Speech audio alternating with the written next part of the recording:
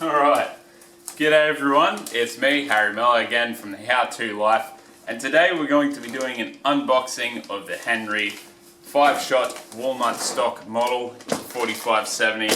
I've been waiting 3 months for this package to get here. There was a whole lot of hoops to jump through in terms of making sure my permit got to the actual broker, and it was a lot of trouble to get this package here, so I'm happy it's arrived, but I thought to celebrate it, why not make an unboxing video? So today all we're going to be doing is opening this. Then we already know what it is, which is the most exciting part. Then we're going to be taking it for a test fire, and we're just going to give just a general review on what my first impressions are about it. Of course, can't give a detailed review, I haven't owned it for that long.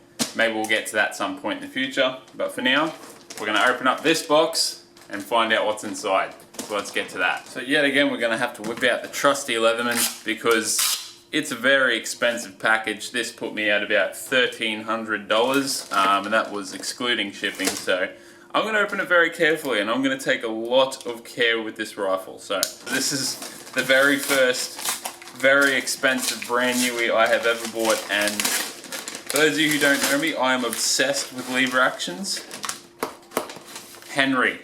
I've always wanted a Henry Golden Boy or a Henry Yellow Boy, but I settled for this one because the one I was looking at, they actually sold out of it, and I didn't feel like chasing it up again because looking for one took me a long time, plus Henry Golden Boys are pretty expensive if they're not in a 22 model, but this one, like I said, is a 4570. I'll show you the round later. For those of you who don't know what a 4570 is, it's a big bloody round. So, made in America or not made at all. Look at that. Quite a phrase. Here we go. So, it's an American firearm, which means we know it's pretty good. Most of the good firearms come out of Germany, or that part of Europe, but Americans make pretty good firearms too. By goodness, can they make a rifle. So, there it is. There is the actual original box and everything. The moment I open this, it will lose all of its face value, so, you know, that's a thing I'm willing to play. Let's just hope it works. Oh ho ho! Okay, so as you can see, we've got big old invoice here. We've got these. Now, keep in mind, the first brand new rifle I ever bought was a Norinco 22, and that was from China. That's probably not held to the same quality assurance tests as this one. But we got this stuff.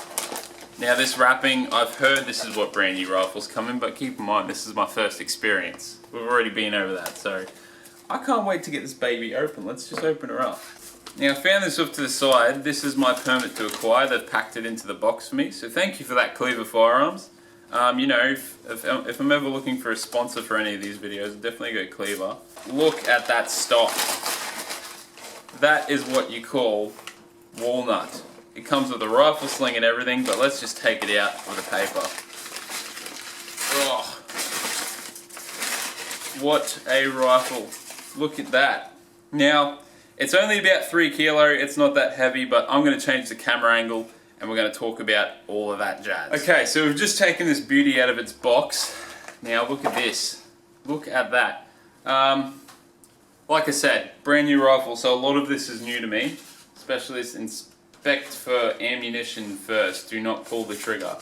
Okay, well that was gone over when I first got my license, so you don't need to tell me that. Yeah, beautiful rifle. It looks like it's just come out of the shop, which hopefully it has. Hopefully no one else has touched it. But it comes with a velvet sock, which protected the action, and I thought this is pretty cool. So I'm assuming this just pulls straight off, right over the peep sights. Yeah, it comes with awesome peep sights. As you can see, look at the size of that action. That's how big the bloody rounds are. So I've fired a few Marlin and Henry rifles in the past, and hopefully this action is as smooth as those ones. Yeah, smooth as shit action. I'm sorry, I'm just fangirling right now because I have always wanted to own a lever action, and now I finally own one. And it's not just in any caliber, it's in 4570. Now, 4570 is a bit of a prick if you're looking for places to shoot it, but in terms of power and what it can do if you're hunting, well, you can hunt anything with a 4570. It just depends on whether you want to keep the meat or not on what you shoot at. So This is the kind of rifle that you'd hunt feral horses and feral camels with. You would not use it on a rabbit. It is a waste of a round that frankly costs a lot of money. For a box of 20 rounds, it's about $70 here in Australia. And it's in general just a beautiful rifle. Oh, lost the tag. I'm a left-handed shooter. As you can see, it's developed for right-handers, so I might have to learn how to shoot right-handed. So yeah, as you can see, it's a walnut stock, walnut foregrip, and I'm absolutely in love with this thing. It's come with the sling swivels already on it. The peep sights, I have to say, are pretty amazing. Those are pretty cool peep sights, but we're going to go over all this when we go out and test fire it anyway, because the lighting in here is not too great. This was just an unboxing, but then we're going to go out and test fire it later. As you can see, the tubes and everything on it are rather thick, and I'll go grab a 45-70 round. I'm not going to put it in the rifle, but I'm only going to grab it just so you can see how big a 45-70 round is. It always gives me that little childish laugh when I pull these out. That is a 45-70 round. Now, as you can tell, 5 of those would go in there. But that's it. That's the Henry 45-70 model. Now, the history behind the 45-70 round, you might have to correct me on this. Americans that know a bit more than I do, because the round originates from their country. It's developed to be fired both in long colts and also rifles, and it's an old round. It's a round that's been around since, I think, 18 something. But I'll double check that. But it's a pretty rifle, and I'm looking forward to shooting it, honestly. So, without further ado, I'm going to put this away, and we're going to go test fire this baby. Welcome to the range. Today we'll be shooting the 45-70. Now, when you saw the previous parts of this video, that was about just over 2 months ago. I've finally got somewhere to shoot this, and I've been looking forward to this day for a long time. So, I'm going to load up a bullet, I'm going to give it its first shot, and I'm joined here by my wonderful, wonderful partner, Sinead. So you want to put your earmuffs on now? It's going to be loud. It's going to be really loud. I'm kind of nervous. First shot, 45-70, 2 months. Woo! Here we go. This is going to hurt my shoulders, I think. You got earmuffs on? Good.